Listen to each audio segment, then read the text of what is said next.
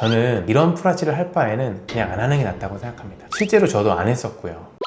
가 없으면 임플란트 염증은 물론이고 부서질 수도 있어요. 긴 임플란트가 부서지면 뺄 수도 없습니다. 최악이죠. 안녕하세요.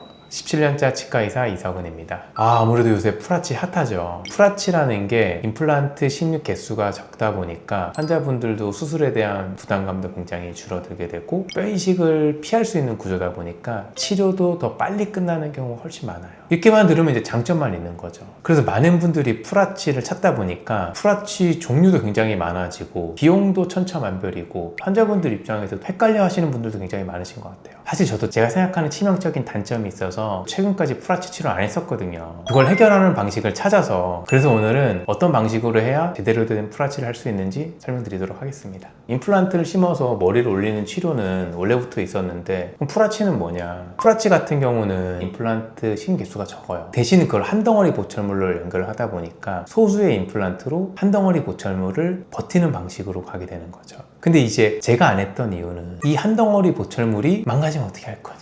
한 덩어리 보철물로 연결을 하다 보니까 그 소수의 임플란트나 보철물 특정 부위에 힘이 가게 돼서 보철물이 깨지거나 임플란트가 망가지게 되면 뒷수습이 너무 힘들게 되는 거죠. 실제로도 망가진 사례들이 치과 의사들끼리 하는 커뮤니티 글에 많이 올라오고 해서 사실 프라치 치료를 최근까지도 많이 고민했었죠. 프라치 구조를 보면 이렇게 한 덩어리 보철물이 있으면 이 임플란트가 이렇게 연결돼서 그걸 다 균일한 힘으로 지지할 것 같은데 그거를 본뜨는 과정에서 오차가 조금씩 있다 보니까 특정 부위에는 좀 과하게 체결되고 특정 부위는 좀 뜨고 이런 현상들이 발생하게 되는 거죠. 근데 그 오차가 적다면 또 환자분 턱 힘이 그렇게 세지 않다면 운이 좋아서 버틸 수 있지만 턱 힘이 굉장히 세거나 느슨한 부위가 좀 여러 군데 있게 돼서 특정 부위에 힘이 많이 받게 되면 거기 부위는 버틸 수 없게 되는 거죠. 저 역시도 방금 설명드린 문제 때문에 프라치 치료를 조금 고민을 하고 있다가 생각이 바뀌게 된 계기가 있었는데 그건 바로 바이트코어 덕분입니다. 바이트코어는 티타늄으로 된 바인데 이거를 임플란트랑 다 연결을 하는 거예요. 이 바가 들어가면서 임플란트에 골고루 힘을 나눠 가질 수 있게 되고 그 위에 원래 지르코니아를 붙이는 방식으로 진행을 하게 되는 거죠. 그래서 겉보기에는 기존 프라치랑 똑같이 지르코니아인데 그 안에 티타늄으로 제작된 금속 바가 들어가 있게 되는 거죠.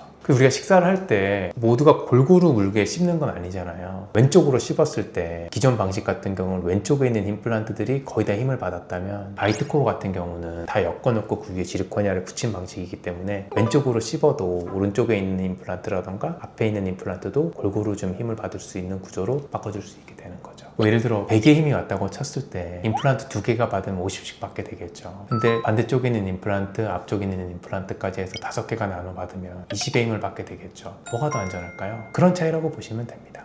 그리고 프라치를 치료하시는 환자분들이 대부분 잇몸뼈가 없으신 분들이 많으세요. 그런 분들이 뼈 이식을 좀 피하고 진행할 수 있는 게 프라치 치료거든요. 뼈 없는 부위를 피해서 심다 보니까 본의 아니게 간격이 좀 멀어지는 부위가 나올 수밖에 없는 거죠. 이게 멀어지게 되면 지르코니아 같은 경우는 이게 길게 되면 이 가운데 부위에서 깨지는 성질이 좀 있어요. 그런데 바이트코어가 들어가게 되면 안에 금속이 이걸 받쳐주다 보니까 좀 쉬거나 이러면서 방파제 역할을 많이 해주게 되는 거죠. 비유를 하자면 지르코니아는 약간 콘크리트 같은 느낌인 거고 바이트코어는 철근 같은 느낌인 거죠. 콘크리트만으로 쭉 다리를 길게 만들었을 때 버티는 거랑 안에 철근이 들어갔을 때랑은 버티는 차이가 엄청 많이 나게 되는 거죠. 이해하시기 쉽게 실제 사례를 보여드리도록 하겠습니다. 이 환자분 같은 경우는 위에 있는 아예 사용할 수 없을 정도 돼서 내원을 하셨고 아래 같은 경우는 이가 다 멀쩡해 보이지만 실제로 저 한 10개 정도 되는 보철물을 치아 한 5개 정도가 지지를 하고 있었는데 그 중에 한 2개 정도는 거의 기능을 못하는 상태였고 나머지 한 2개 정도도 많이 안 좋은 상황이었고 하나 정도 버티는 상황이라서 환자분이 위아래를 같이 하실지 위에만 하실지를 고민하고 계셨습니다. 저는 이제 강력하게 위아래를 같이 하자고 설명을 드렸고 그 이유가 사진을 보면 지금 아래 보철물이 고르지 않아요. 환자분들이 보는 사진에서 왼쪽은 좀 낮고 앞니라던가 오른쪽으로서 좀 올라가게 되는데 아래를 안 하고 위에만 하게 되면 똑같이 삐뚤게 만들어야 되거든요. 어찌됐건 물리게 만들어 드려야 되니까. 그리고 또 이 환자분 같은 경우는 위에 뼈 이식이 원래 되게 많이 필요하셔서 그냥 일반으로 하는 비용 정도면 위아래 프라치 치료를 다 할 수 있으셨거든요. 환자분께 프라치가 아무래도 비용적으로도 좀 메리트가 있고 차라리 프라치로 위아래를 하시자 이렇게 설명을 드려서 환자분이 위아래를 같이 진행하게 되셨습니다. 위쪽 같은 경우는 뼈가 너무 없으시고 뼈 이식도 좀 들어가셔야 되는 상황이라 비용을 최소한으로 해드려야 되다 보니까 임플란트 간격이 좀 멀어지는 부위도 생기고 조금 가까워지는 부위도 생겼고요. 아래 같은 경우는 브릿지를 오래 사용하시다 보니까 이를 뽑고 그대로 방치되면 잇몸뼈가 굉장히 빨리 녹습니다. 특히 아래 앞니 같은 경우는 굉장히 빨리 녹는 편이고 그러다 보니까 너무 얇은 부위의 뼈는 피해서 뼈 이식 없이 최대한 가까이 임플란트를 심는 게